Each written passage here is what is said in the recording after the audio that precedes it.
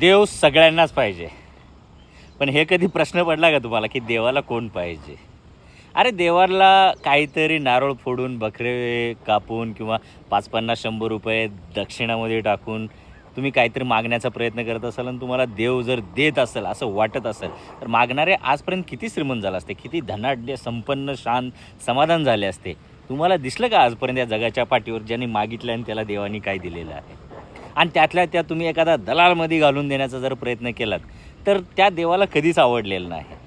आणि देव दलालाला आणि मागणाऱ्याला कधीच देत नसतो. देवाला तो एक शुद्ध आत्मा पाहिजे असतो, जो देवापर्यंत कधी जात नाही, देव त्याच्यापर्यंत येतो.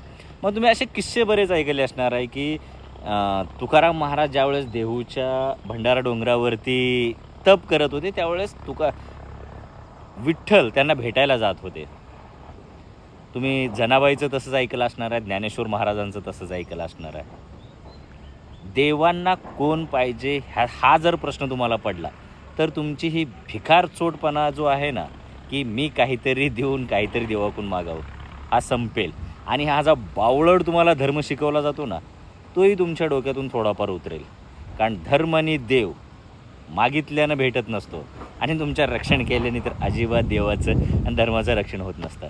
आणि तुम्ही ज्या दगडामध्ये देव शोधण्याचा प्रयत्न करता ना, तिथं तुम्ही एक जिवंत देव मारून गेलेला असता किंवा जिवंत देवाला त्रास देऊन गेलेला असता, आणि तुम्हाला तो दगडातला देव भेटेल, ही सगळ्यात मोठी खोटी कल्पना आहे. देव भेटायचा असेल, देवाला तुम्ही आवडले पाहिजेत, ह्या पद्धतीचं जीवन जगण्याचा थोडाफार प्रयत्न जमत असेल तर करा.